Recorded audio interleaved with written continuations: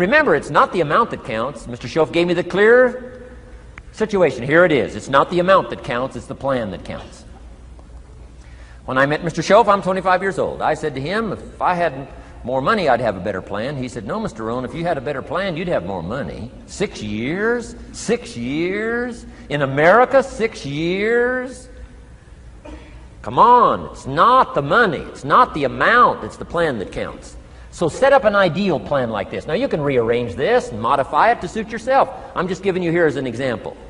So set up the ideal and then start making progress toward it. Okay. Because finally these numbers are going to change if you move on up into the higher area, right? The people I work with around the world couldn't spend 70 cents out of every dollar. Would be obscene. That'd be too much. So these numbers are bound to change. I don't know what mine are. Probably 20% up here. A lot larger numbers down here. Okay? So these numbers can change. I'm just offering you a good sample philosophy.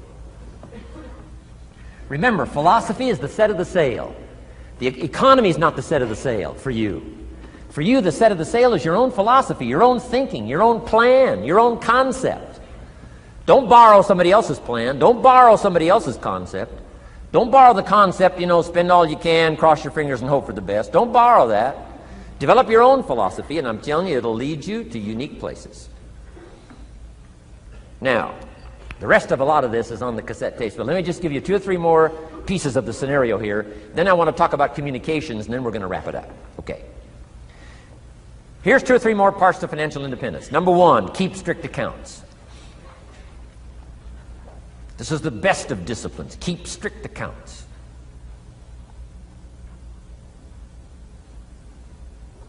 Did you ever hear this expression? I don't know where it all goes. Did you ever hear that? I don't know where it all goes. Oh, we'd love to have you run our company. You don't know where it all goes. Whoa. Did you ever hear this? It just gets away from me. It just gets away from me. We'd love to turn the world over you. It just gets away from you. Come on. You got to have better disciplines than that. Let that be the 90%. Let that be the scenario of the 97%. But don't let it be your scenario. Don't let it become your philosophy. Keep strict accounts. Next, a new attitude. I had to develop a new attitude as well as new concepts. Here's what I used to say. I hate to pay my taxes. Schoaf said, well, that's one way to live. I thought, well, doesn't everybody hate to pay their taxes? He said, no. No, a few of us have gotten way past that. He says, once you understand what taxes are, here's what taxes are in our governmental system in our society. Taxes is how you care and feed the goose that lays the golden eggs. Democracy and liberty and freedom. Free enterprise.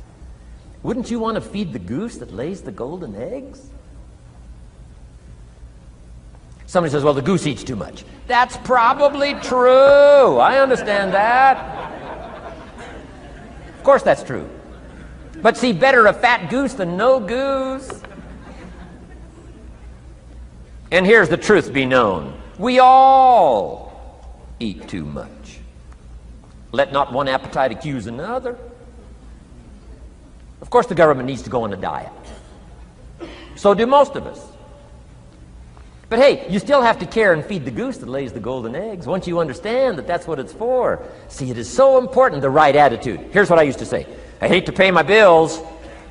You open up the mails, nothing but these window envelopes, bills. I hate to pay my bills. Schoaf said, well, that's one way to live. I said, well, doesn't everybody hate to pay their bills? He said, no, some of us are way beyond that.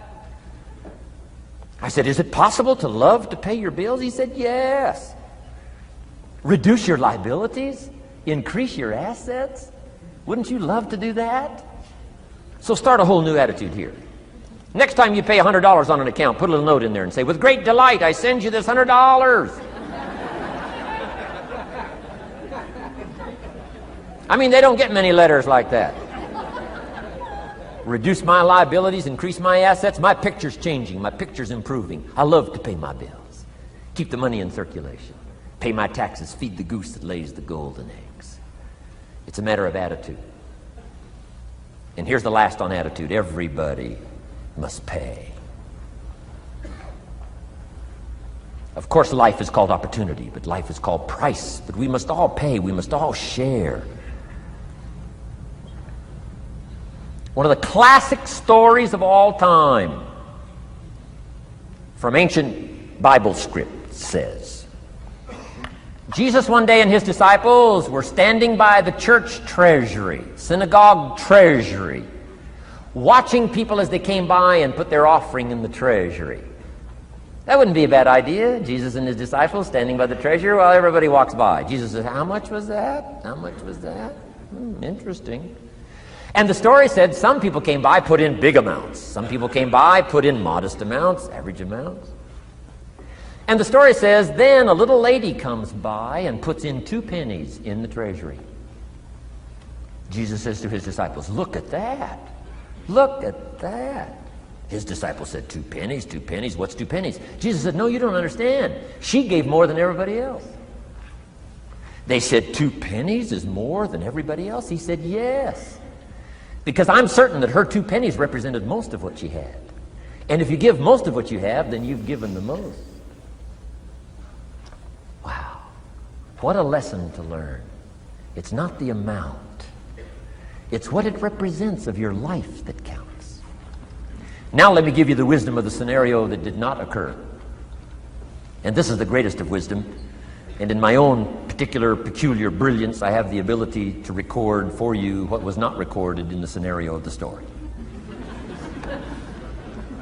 Here's what did not occur, which may teach us one of the greatest of the wise things that was taught in this scenario. Here's what did not occur in the scenario. Jesus did not reach into the treasury and get this little lady's 2 pennies and run after her and say, here, little lady, my disciples and I have decided that you're so pitiful and you're so poor that we've decided to give you back your 2 pennies. I'm telling you, that did not occur. If it would have occurred, she would have been what? Insulted. She would have rightfully said, I know my 2 pennies aren't much, but it represented most of what I had. And would you insult me by not letting me contribute what I wanted to contribute, even if it's only 2 pennies?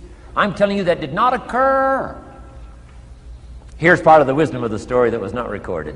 Jesus left her pennies in the treasury, meaning everybody has to pay, even if it's only pennies. That's the key. And whether you start with pennies or whether you start with dollars or whether you start with nothing, remember, part of the scenario is to spend, of course. Part of the scenario is to invest, and part of the scenario is to show a profit, and part of the scenario is to help take care of people who can't take care of themselves. If you'll set up your own philosophy, I'm not asking you to buy my philosophy. I'm not asking you to adopt my numbers. I'm only wanting to provoke you to think, for you to come up with a splendid economic philosophy that's got you up early and got you up late, has got you thinking and pondering ways to use your resources and turn it into the dreams you want for the future. And that's my little story on financial independence. Okay. Here's the next to the last subject, communication. How to affect other people with words. I've got just a little 4-point program here for you to consider. The whole expanded version now, 3 days, right? 3 days of all this is in that package that you're taking home. So this is called an abbreviated version of all the rest, this 1 day, video day. 4 steps to good communication. Here's number 1, first of all, words can work miracles. That's why communication is so important. Words can work miracles. Words are powerful. Words are almost godlike. In fact, ancient script says the Word was God. God was the Word. Wow, words and God. I said to my Israeli audience last year, in the beginning, the story of creation is unique. It says, in the beginning, Jehovah God spoke and said what? Got some students here, I'm sure. In the beginning, Jehovah God spoke and said what? Let there be light. And what? There was light. Wow! Wow! It looks like words create light. Is that possible? I'm telling you it's possible. Humans can get pretty close. What if somebody can't possibly see how they could do well, how they could become successful, how they could transform their lives and their health, their future and their finances, spiritually and every other way? They can't see, and you come along and share your story and maybe borrow some other stories. And by the time you get through with a good presentation to this person, they say, now I can see. Before you got here, I was blind. I was in the dark. And while you were talking, some things dawned on me.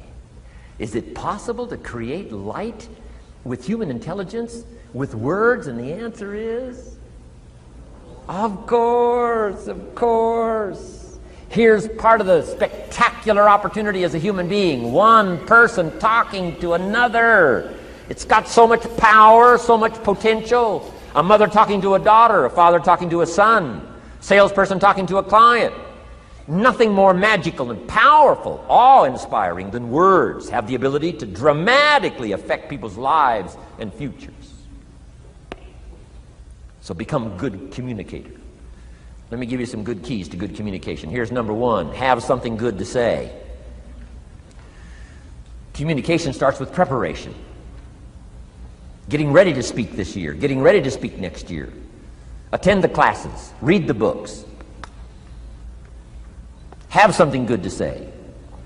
Here's 4 good words to help you to have something good to say. 1 is interest. Develop a new interest in people and life and what's going on, economics and politics, religion, social structure, possibilities, opportunities. Develop a new interest.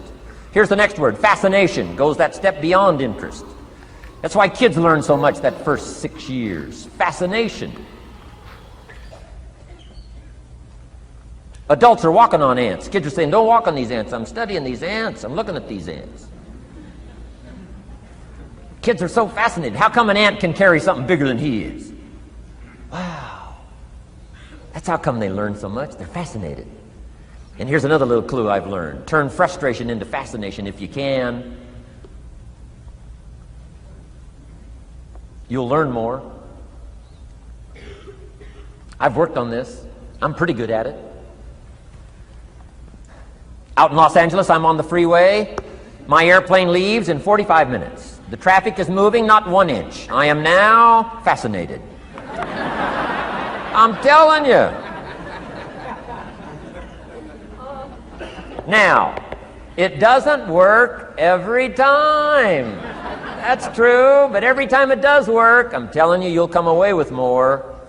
Learn to be fascinated instead of frustrated if you possibly can. Turn that little scenario on for yourself. Next is sensitivity. You got to understand, we use the phrase, where people are coming from, where they've been, what's going on.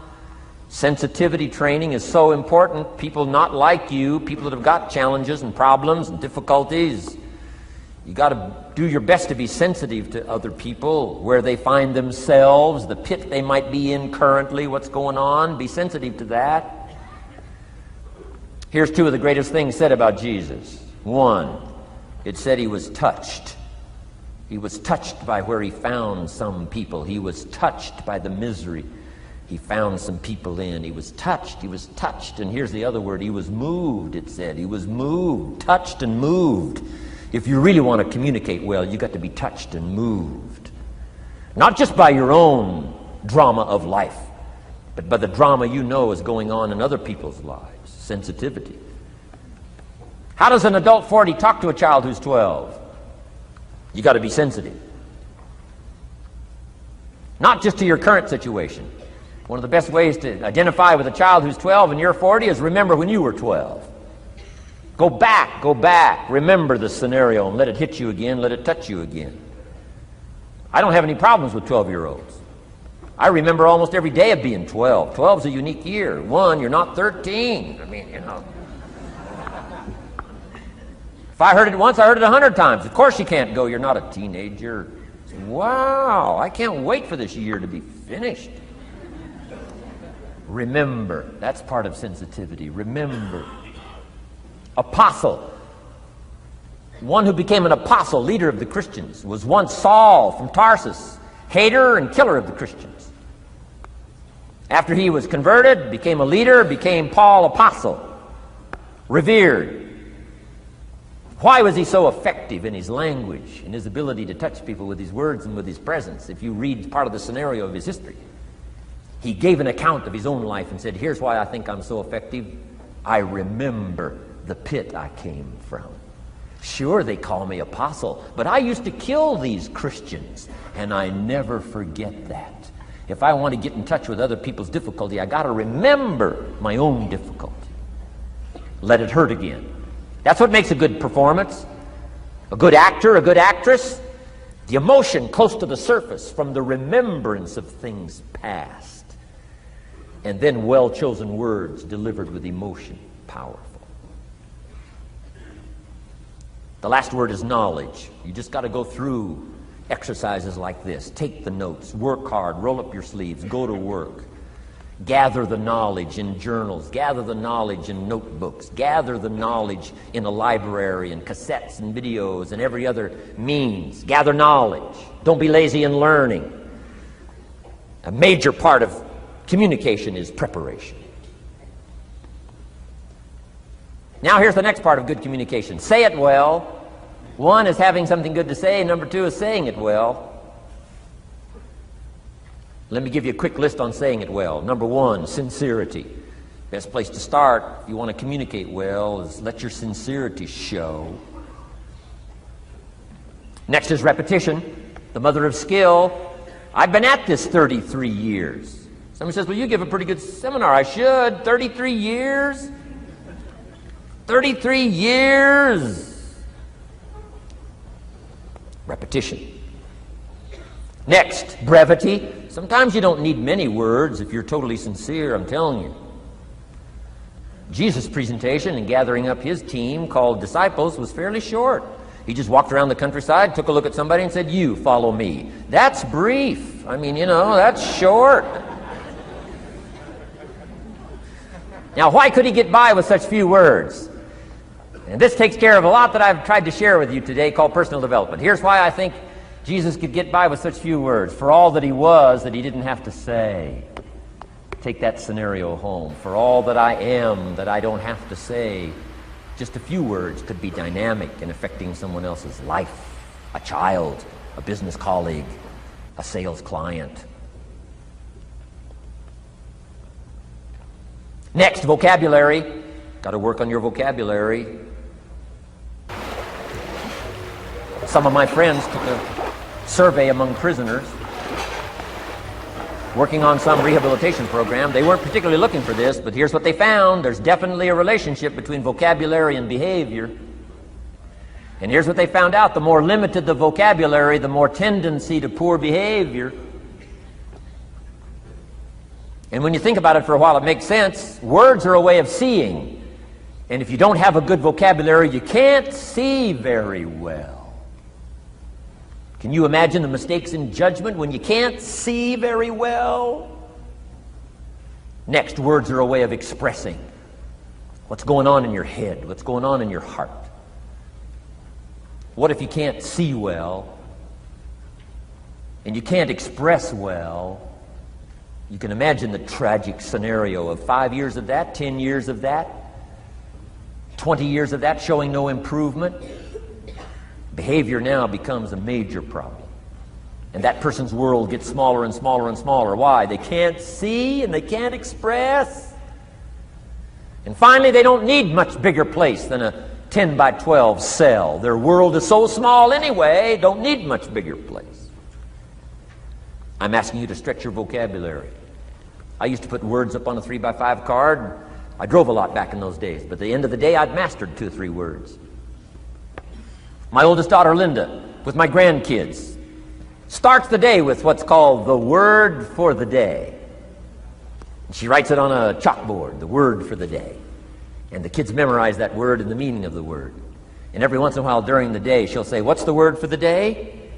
The last day I was there, the word was superficial. Natalie's 4, Nathaniel's 5. And several times during that day, Linda, my daughter, would say, "What's the word for the day?" Natalie would say, "Superficial." And she would say, "Nathaniel, what does that mean?" "On the surface." Several times during the day. "What's the word for the day?" Superficial. "What does it mean?" "On the surface." If you were to ask my grandkids, "The last time Grandpa was here, what was the word for the day?" I'll bet you they'd probably know. Superficial. On the surface. Word for the day. Why not learn a word a day? Why not add to your vocabulary so you can see more, see better, and express better? Put out in words what's in your heart, what's in your soul, what's in your mind. It's important. So say it well. Here's number 3. Number 1 was have something good to say. Number 2, say it well. Here's number 3. Read your audience. These are just simple concepts now. You've got to add some of the details, but that's what I'm mainly good for, is concepts.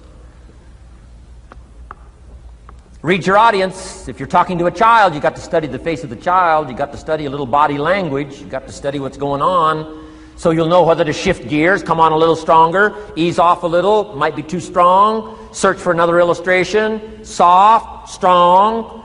A lot of that is dictated by reading your audience. When I first started lecturing, I had some challenges here. I was so absorbed in my notes, lecturing like this. I'm telling you, in those early days, the audience could have left and I'd kept right on going. I didn't know what was going on down here. I didn't know what was going on over here. I didn't have any idea what was happening over here, whether I should come on a little stronger, ease back. I didn't know. I couldn't read my audience. So, read your audience. A prospect, read. Now let me give you some ways to read. Number 1, by what you see. Body language tells us some things. How to shift gears, whether to go on, whether to stop. If you're talking to somebody and they're leaning toward the door, that means you gotta hurry, right? They're not gonna be here long.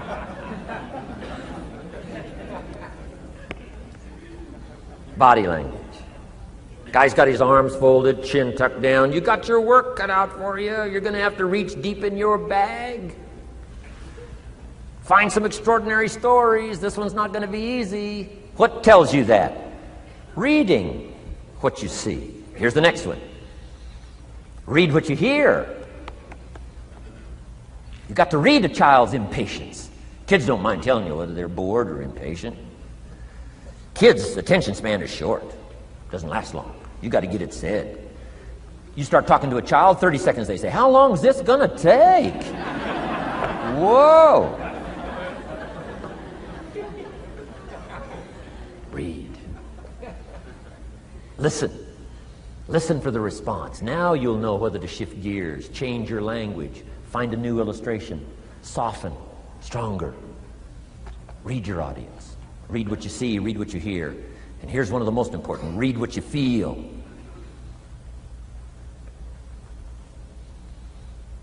Now, women are probably better at this than men when it comes to picking up emotional signals. Men, they can see, and men, they can hear, but it takes a little training for a man to pick up those emotional signals that are so important, so you don't say the wrong stuff. Because it's so easy to make a mistake in language. What if you meant to say to someone you care about? What if you meant to say, "What's troubling you?" And instead you said, "What's wrong with you?"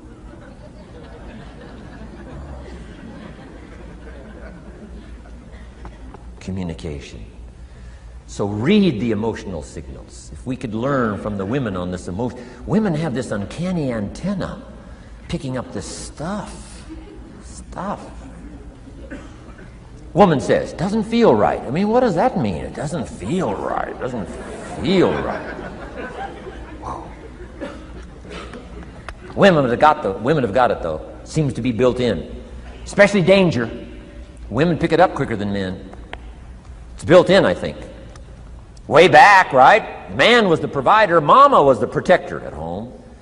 So she picked up this scenario of danger, I think, these signals. But they are good. In the middle of the night, mama wakes up. The baby cries. Mama wakes up. Papa sleeps. The faintest cry. Mama's awake. Or she nudges her husband and says, go look, something isn't right. He says, what do you mean it isn't right? She says, no, go look. He said, hey, everything's okay. She says, go look. He says, okay. And he gets out of bed, goes downstairs. The front door is open. How did she know that? We don't know. I mean, she just knows. She just knows.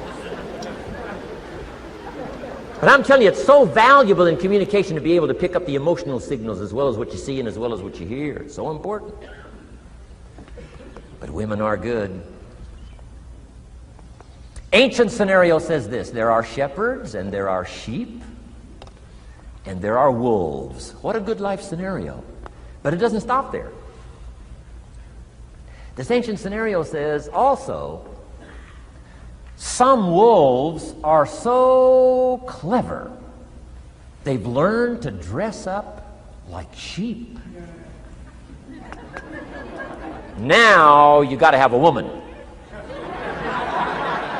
Got to have a woman. Man says, looks like a sheep, talks like a sheep. Woman says, ain't no sheep. Take my word for it. Well, they know.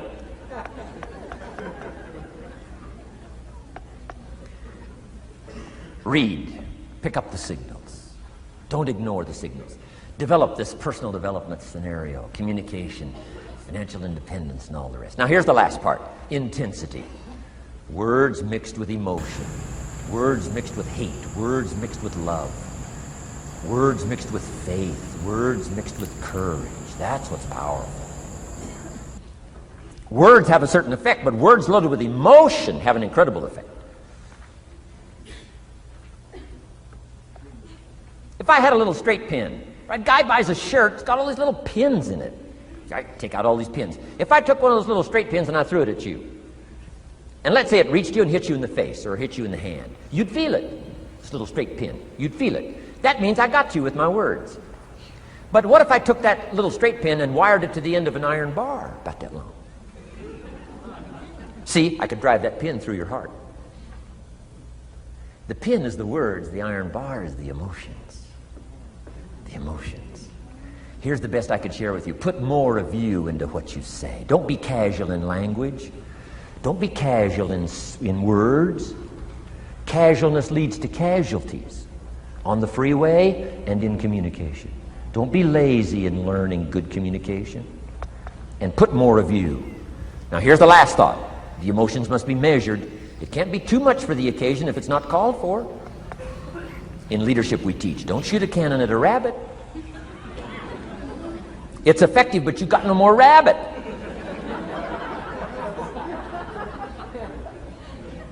So here's some of the most powerful scenario in communication. Here it is. Well-chosen words mixed with measured emotion.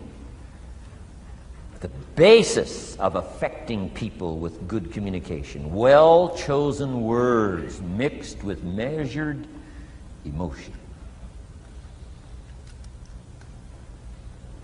And one last point on communication. The more you care, the stronger you can be.